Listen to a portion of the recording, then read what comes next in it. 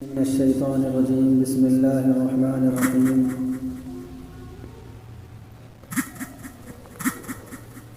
يا أيها الذين آمنوا إن تنصروا الله ينصركم ويثبت أقدامكم. صدق الله العظيم. وقال النبي صلى الله عليه وسلم عن جابر رضي الله عنه قال: رأيت رجلا يسأل الناس عن رأيه لا يقول شيئا إلا صبروا عنه. قلت: من هذا؟ قالوا: هذا رسول الله صلى الله عليه وسلم. قلت: عليك السلام يا رسول الله مرتين. قال: لا تقل عليك السلام فإن عليك السلام تحية الميت. قل: السلام عليكم. قال: قلت: أنت رسول الله صلى الله عليه وسلم.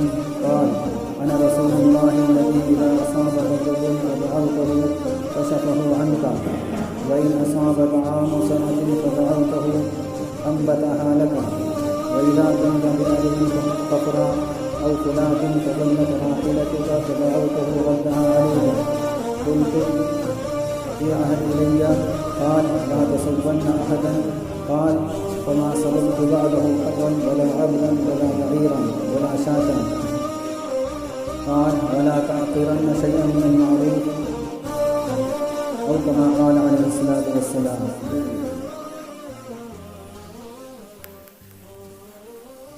میرے محترم بزرگوں اور عزیز ساتھیوں، آج میں نے آپ حضرات کے سامنے ایک لمبی حدیث کی تلاوت فرمائی ہے۔ اس حدیث کے اندر بہت زیادہ اہم باتیں اللہ کے نبی صلی اللہ علیہ وسلم نے ذکر کی ہیں اور اہم نصیحتیں پیش کی ہیں، اور یہ حدیث امام داؤد رحمۃ اللہ علیہ نے اپنی کتاب ابو داؤد میں اس روایت کو ذکر کیا ہے۔ حضرت جابر بن سلیم رضی اللہ تعالی عنہ فرماتے ہیں کہ آپ صلی اللہ علیہ وسلم سے جب میری پہلی مرتبہ ملاقات ہوئی، میں ان کو جانتا بھی نہیں تھا، پہلی ہی مرتبہ کی ملاقات تھی، تو اس ملاقات کی تفصیل بیان فرماتے ہیں کہ میں نے ایک شخص کو دیکھا کہ لوگ اس کی طرف رجوع کر رہے ہیں، اپنے کاموں میں اس سے مشورہ کر رہے ہیں، اور جس بات کا وہ مشورہ دیتا ہے یا جس بات کا وہ حکم دے دیتا ہے، لوگ اس بات پر عمل کر لیتے ہیں۔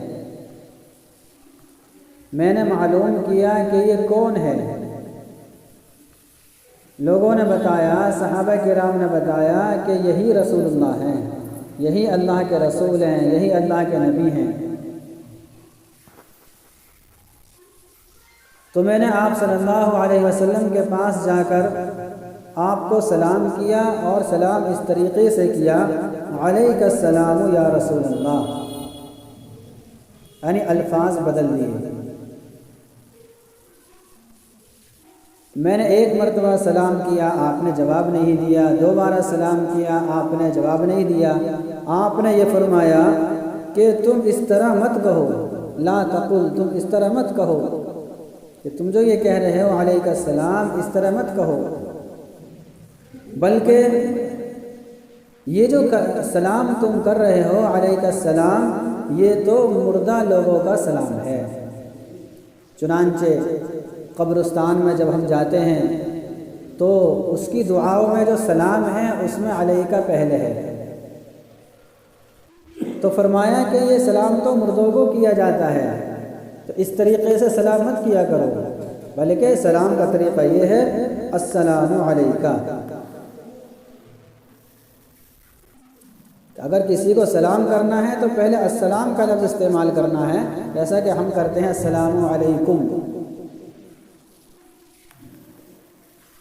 تو اس سے پتہ چلا کہ شریعت کے اندر جہاں معنی اور مفاہیم مقصود ہیں وہیں الفاظ بھی مقصود ہیں۔ الفاظ کوئی بدل دے تو یہ گوارا نہیں۔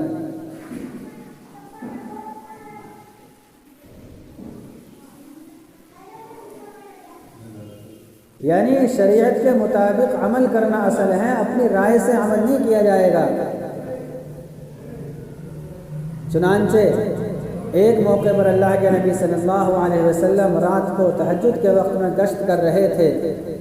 آپ کا گزر حضرت ابو بکر صدیق رضی اللہ تعالی عنہ کے مکان پر ہوا تو آپ قرآن کریم کی تلاوت کر رہے تھے بہت آہستہ۔ پھر آپ کا گزر ہوا حضرت عمر رضی اللہ تعالی عنہ کے مکان پر سے تو آپ تلاوت فرما رہے تھے بہت بلند آواز سے۔ اللہ کے نبی نے دونوں کو صبح کے وقت میں بلایا اور دونوں سے کہا کہ یعنی حضرت ابو بکر صدیق رضی اللہ تعالی عنہ سے پوچھا کہ تم اتنی آہستہ کیوں تلاوت کر رہے تھے؟ حضرت ابو بکر صدیق رضی اللہ تعالی عنہ نے فرمایا کہ اللہ کے نبی، جس ذات کو میں سنا رہا تھا اس ذات نے سن لیا، وہ ذات تو دلوں کی باتوں کو بھی جانتا ہے، اس لیے میں آہستہ تلاوت کر رہا تھا۔ حضرت عمر رضی اللہ تعالی عنہ سے معلوم کیا کہ تم زور سے کیوں تلاوت کر رہے تھے؟ حضرت عمر رضی اللہ تعالی عنہ نے جواب دیا کہ ایک تو میں نیند کو دور کر رہا تھا، شیطان کو دور کر رہا تھا، اور جو پڑوس میں سو رہے ہیں اور نماز سے غافل ہیں میں زور سے تلاوت کر کے ان کو بیدار کر رہا تھا۔ دونوں کا مقصد بہت اچھا، لیکن اللہ کے نبی صلی اللہ علیہ وسلم نے دونوں کو نصیحت کی۔ حضرت ابو بکر صدیق رضی اللہ تعالی عنہ سے فرمایا کہ تم تو تھوڑا بلند آواز سے پڑھو، اور حضرت عمر رضی اللہ تعالی عنہ سے فرمایا کہ تم تھوڑا آہستہ آواز سے پڑھو۔ اس میں حکمت یہ ہے کہ عمل کرنا ہے شریعت کے مطابق، اپنی رائے سے نہیں۔ حضرت تھانوی رحمۃ اللہ علیہ نے اس میں یہ حکمت بیان کی ہے۔ حضرت تھانوی رحمۃ اللہ علیہ بہت بڑے عالم گزرے ہیں، اور بلکہ انہوں نے تقریباً 1000 کتابوں کے قریب کتابیں لکھی ہیں، اور ایک ایک کتاب بہت اہم کتاب ہے، گویا کہ شریعت کو پورا پھیلا دیا اس زمانے میں۔ تو حضرت تھانوی رحمۃ اللہ علیہ فرماتے ہیں کہ اس میں حکمت یہ ہے کہ دونوں کو اس راہ پر لایا جا رہا ہے کہ اپنی مرضی نہیں چلے گی، شریعت کے مطابق چلے گی۔ اب میں جیسا کہہ رہا ہوں ویسے کرنا، اور اب جو تم عمل کرو گے وہ اللہ کو حاضر ناظر سمجھ کر کرو گے، اور اب تم جو عمل کرو گے تمہارا عمل شریعت کے مطابق ہوگا، اور اب تک جو تمہارا عمل تھا تمہارے ذہن کے مطابق تھا۔ اس لیے ہمیں ہر عمل میں شریعت کے مقتضا کو اور شریعت کی ہمیں رعایت کرنی ہے۔ تو شریعت کا تقاضا کیا ہے، قرآن اور رسول کا کیا حکم ہے، رسول کی کیا ہدایت ہے، ہمیں اس چیز کو دیکھنا ہے۔ حضرت جابر رضی اللہ تعالیٰ عنہ نے سلام میں تبدیلی کر دی، معنی میں تبدیلی نہیں آئی۔ السلام علیکہ اس کے معنی بھی یہی ہے کہ سلامتی ہو تم پر، اور علیکہ السلام کا بھی معنی یہی ہے کہ تم پر سلامتی ہو۔ ایک اللہ کے نبی صلی اللہ علیہ وسلم نے ان کی رہبری کی اور فرمایا کہ الفاظ بھی مقصود ہیں۔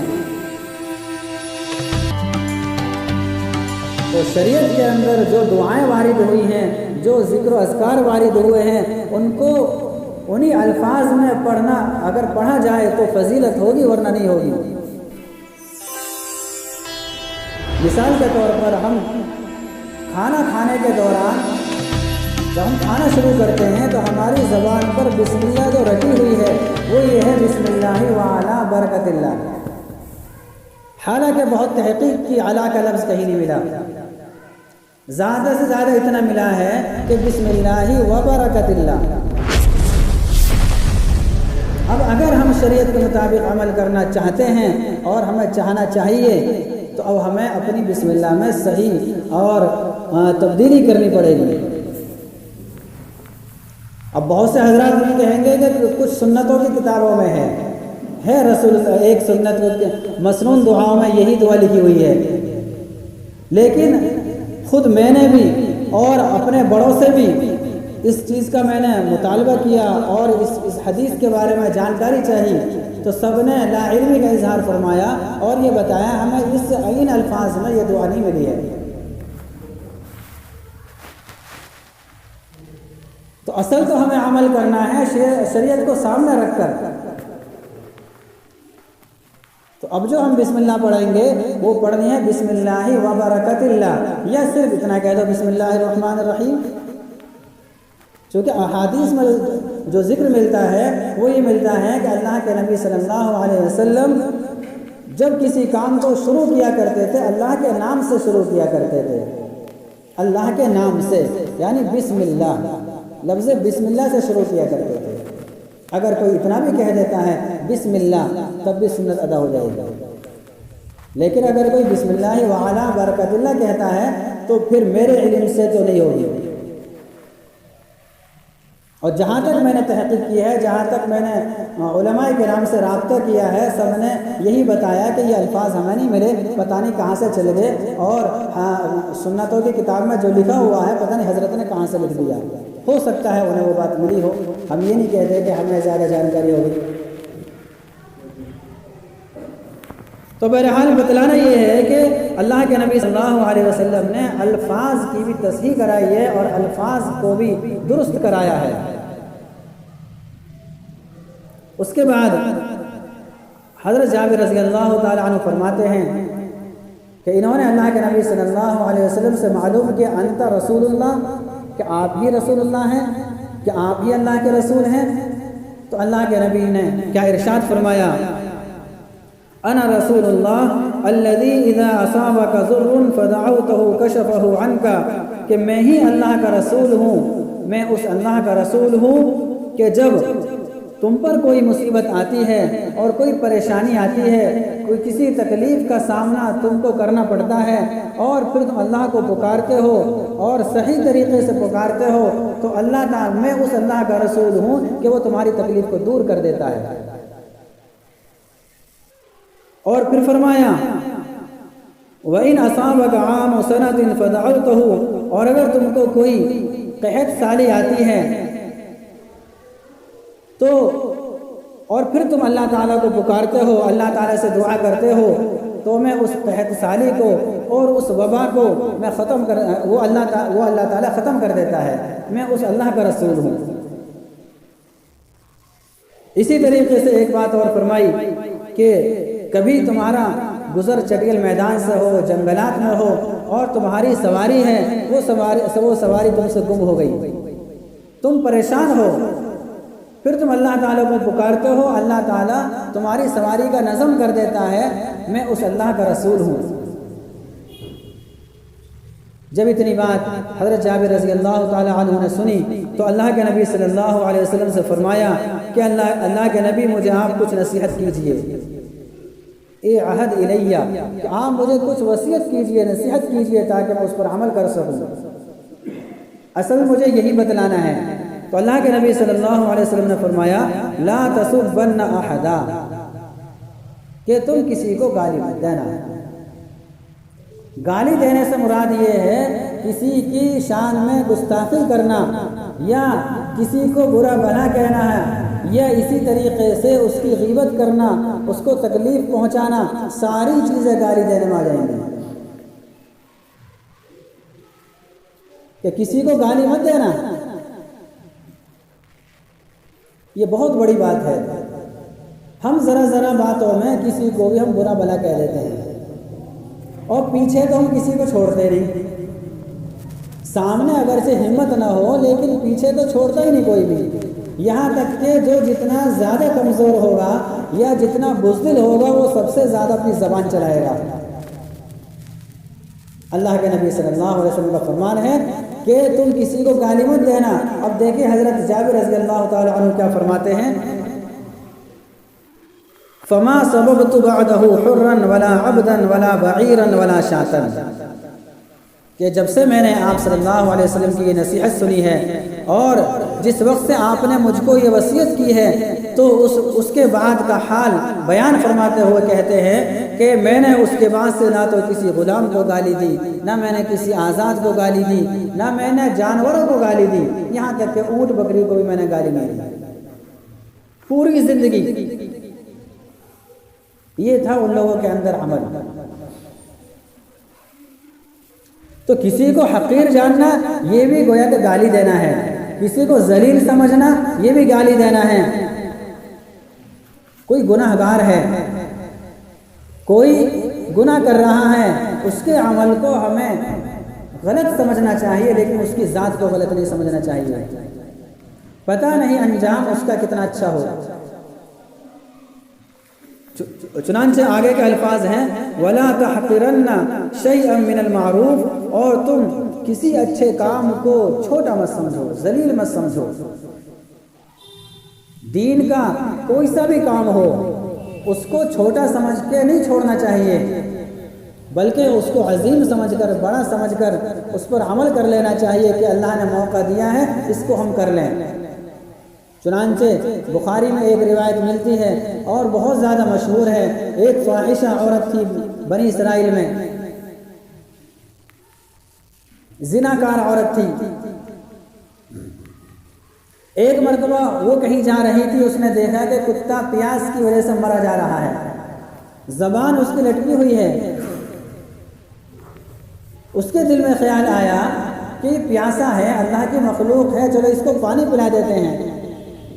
کنویں کے پاس گئی تو کنویں میں پانی نکالنے کے لیے کوئی چیز نہیں تھی وہاں پر۔ اس نے اپنا چمڑے کا موزہ اتارا اور کسی کے ذریعے سے اس نے نیچے کر کے پانی نکال کر اس کے منہ میں ٹپکا دیا۔ اللہ کے نبی صلی اللہ علیہ وسلم فرماتے ہیں وہ عورت جنتی ہے۔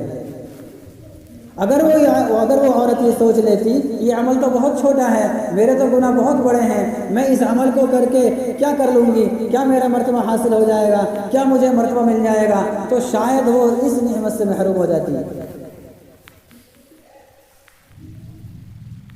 اسی طریقے سے کسی بھی ذات کو، ہمیں کسی بھی شخص کو حقیر نہیں جاننا ہے۔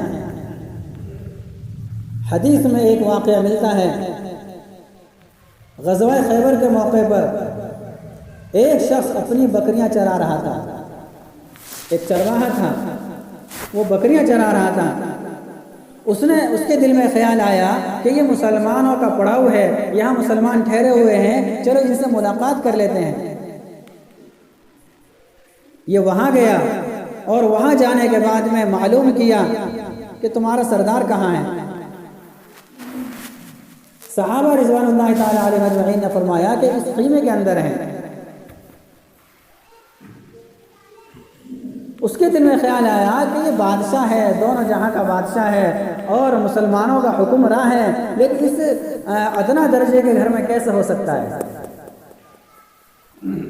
چونکہ اس کے دل میں جو خیال اور جو ذہن نے جو اس کے دل میں حرکت کی اور ذہن نے جو خاکہ پیش کیا وہ دنیا کے حکمرانوں کی طرح خاکہ پیش کیا کہ بڑی عالیشان بلڈنگ ہوگی، بڑا عالیشان محل ہوگا، نوکر چاکر ہوں گے، چونکہ بادشاہ ہے۔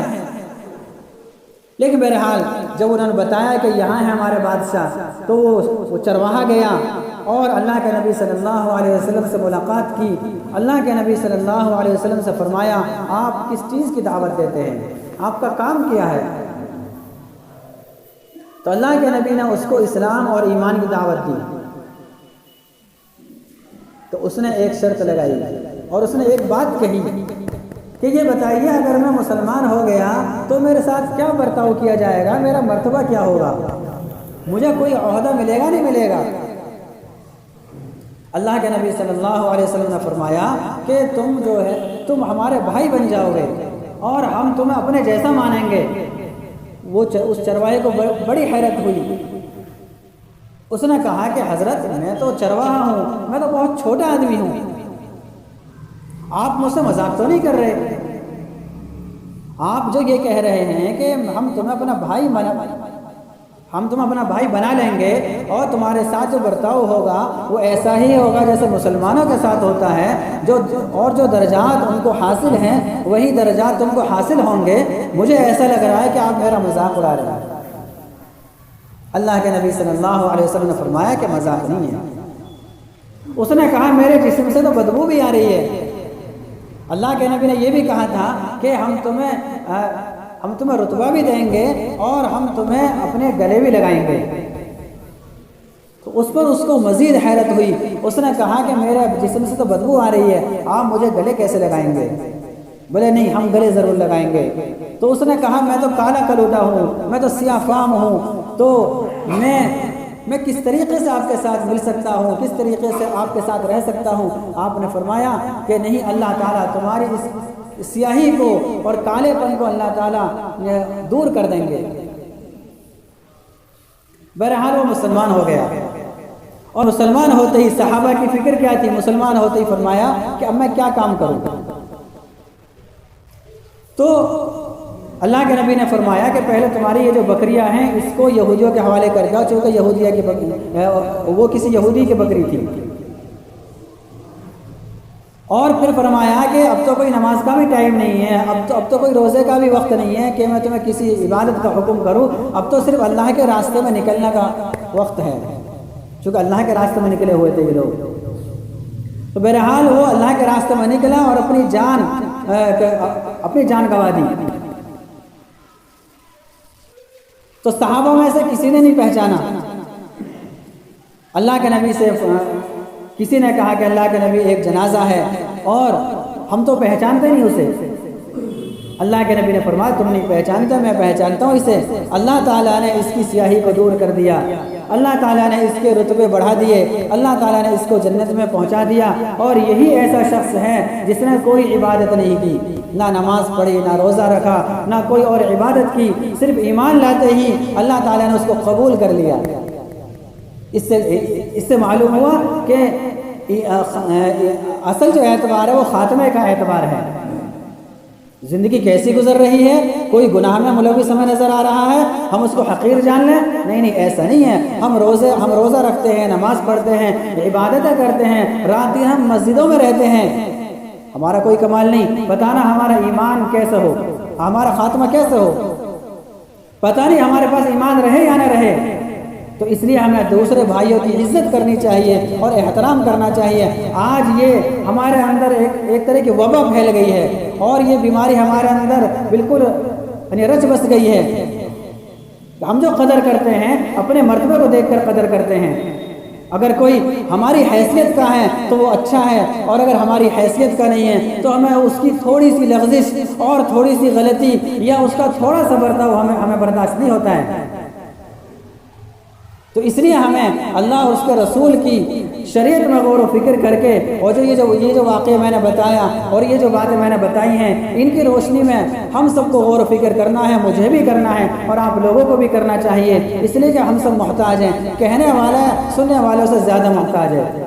یہ نہیں کہ میں آپ کے لیے کہہ رہا ہوں، بلکہ میرے اندر سب سے زیادہ یہ کمیاں ہیں۔ اللہ تعالیٰ مجھے بھی ان کمیوں سے بچائے اور آپ لوگوں کو بھی بچائے۔ اللہ تعالیٰ عمل کی توفیق نصیب فرمائے۔ آمین۔ وآخر دعوانا الحمدللہ۔